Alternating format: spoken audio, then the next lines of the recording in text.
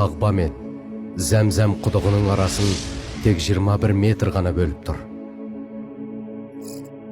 Құдықтың аузы тауап алаңның астында, қара тастың қатарында орналасқан. Оның мөлдір суын қос тараптан келіп құятын екі қайнар көзі бар. Алғашқысы қасиетті қағба жағынан келсе, екіншісі Әби Құбайса тауы мен Сафа төбешік жағынан келіп қосылады. Бұл қасиетті құдық әрдайым таза қалпынан айнымайды. Ешқандай балдыр өспейді, жәндік кірмейді, әдеттегі сулар секілді қоқыстанып ластанбайды. Бір кереметі, Зәмзәм суы қанша алынса да, оның орны сол сәтте-ақ қайта тола қалады. Секундына ең аз дегенде 11 литр шығарып отырса, ең жоғарғы деңгейі 18,5 литр. Бір таңғаларлығы, осыншама ғасыр ағыл-тегіл су шығарып жатқан Зәмзәм құдығының тереңдігі бар болғаны 31 метр ғана. Қасиетті Зәмзәм суының сапары құдықтың бетіне орнатылған екі алып сорғының жұмысымен басталады. Олар 24 сағат бойы Зәмзәм суын алма-кезек тоқтаусыз түрде сорып шығарып отырады. Сонан соң бірден Кудай ауданында орналасқан Король Абдулла атындағы Зәмзәм су қоймасына жіберіліп отырады. Бұл амал Зәмзәм суының қасиеттерін жоғалтып алмас үшін арнайы жабдықталған жерасты құбырлар арқылы үлкен қысымда жүзеге асады. Зәмзәм өзін жүрек қалауына айналдырған жандарға осылайша жол тартады. Мәдина қаласындағы пайғамбар мешітіне де Зәмзәм күнделікті сапар шегіп отырады. Ол сүйікті пайғамбарымыздың Алланың оған игілігі мен сәлемі болсын қаласына арнайы жабдықталған су тасығыш көліктермен жеткізіледі. Олардың аузы аса мұқияттылықпен құлыпталады, және оны тек пайғамбар Алланың оған игілігі мен сәлемі болсын мешітіндегі арнайы қызметкер ғана аша алады. Оның барлығы қасиетті суды қандай да бір зиянды нәрселерден сақтау үшін.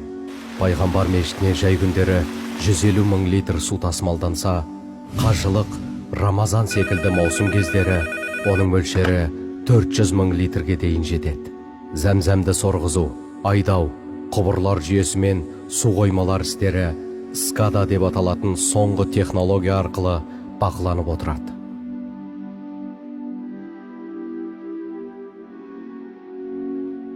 Зәмзәм суы қос қасиетті мешітке стерилденген арнайы термос бөшкелермен тасылады. Екі мешіттегі бөшкелердің жалпы саны 40 мыңға дейін жетеді.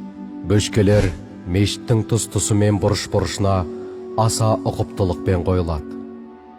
Олар екі қасиетті мешіттің ішінде орналасқан Зәмзәм суын құятын бірнеше орталықтарда толтырылады.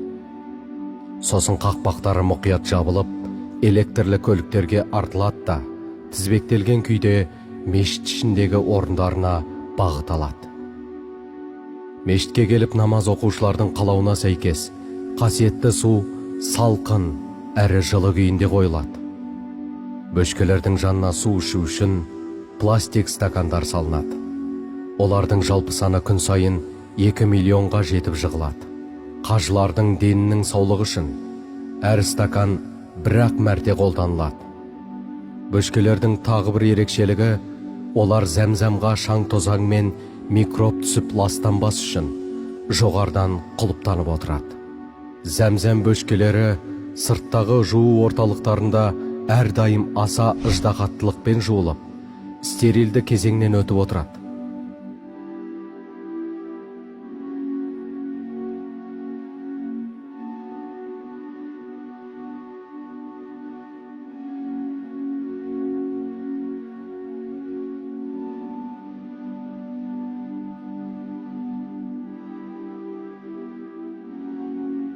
Қос қасиетті мешіттің әрбір тұсына Зәмзәм ішу үшін арнайы крандар орнатылған.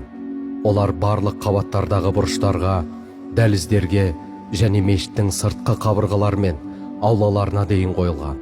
Сонымен қатар Әл-Харам мешітінің шығыс жағында Зәмзәм суын елге тегін тарататын орталық ашылған. Кез келген қажы осы жерден өз ыдысымен Зәмзәм алып кете алады. Бұған қоса жақында ғана мешіт ішінде көшпелі торсықтар қызметі іске қосылды. Олар тауа балаңы секілді кісі көп жүретін жерлерге зәмзәм жеткізеді. Сондай-ақ олар мешіт ішіндегі қажыларға, намазда алғашқы сапта отырған кісілерге зәмзәм суы құйылған кішкентай құтылар таратады.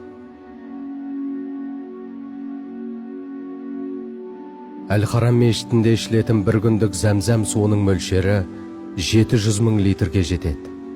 Ал Рамазан, қажылық секілді маусым кездері күніне 2 миллион литр зәмзәм суы ішіледі. Зәмзәм суының күн сайынғы тазалығы мен зиянды микробтардан қауіпсіз болу үшін әртүрлі бөшкелер мен крандардан және су қоймаларынан сағат сайын сынама үлгілері алынып отырады. Ол өз кезегінде арнайы зертханада мұқият зерттеуден өткізіледі. Алынған үлгілердің бір күндік саны 100-ге жетеді. Қасиетті су күн сайын осы жолдармен жүріп өтеді. Қандай ғажап, керемет сапар. Бірақ көңілде бір маңызды сұрақ тұрады. Бұл қандай жоба? Зәмзәмнің мұншалықты қамқорлыққа алынуы қалай жүзеге асырылып отыр? 2010 жылы Меккеде зәмзәм суына қатысты бұрын болмаған тарихи үлкен жоба жүзеге асырылды. Кудай ауданында алып зәмзәм зауыты іске қосылды. Қасиетті мекенге келген қажылардың зәмзәмға деген сағынышын оңай жолмен басып, бұған дейін болған түрлі кедергілердің бәрін жоюды мақсат етті бұл жоба. Зәмзәмді таза жолмен, қауіпсіз түрде ұсынуды көздеді. Қасиетті су енді түрлі микробтардан таза, саф қалпын сақтап, соңғы үлгідегі механикалық аппараттар арқылы ыдыстарға автоматты түрде толтырылып, автоматты түрде таратылатын болды. Сондай-ақ зауыттың орталық қоймасында қосымша қор ретінде 10 литрлік ыдыстарда 1,5 миллион дана ыдыста зәмзәм суы сақталған. Бұл жоба зәмзәм су үшін болатын кезек пен кептелістің шешімін тапқан іс болды. Кез келген кісі төленген ақшасына сай шот фактураны QR код арқылы аппараттан өткізеді, керекті зәмзәм ыдысын автоматты жолмен шығарып ала алады.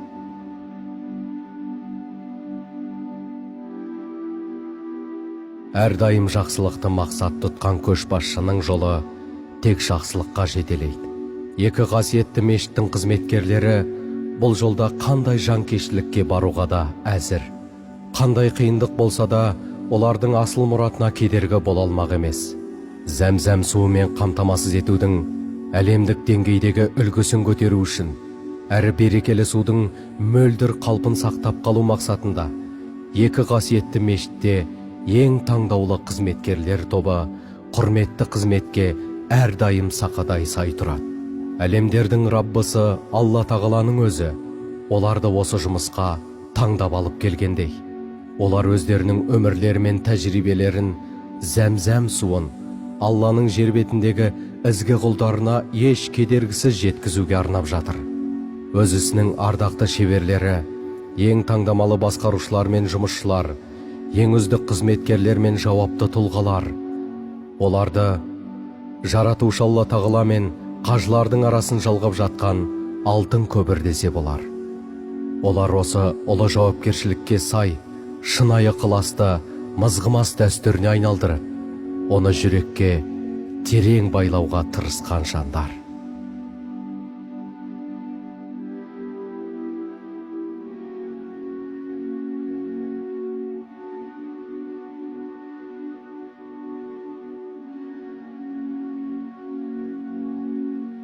Алланың елшісі, Алланың оған игілігі мен сәлемі болсын, зәмзәм жайлы.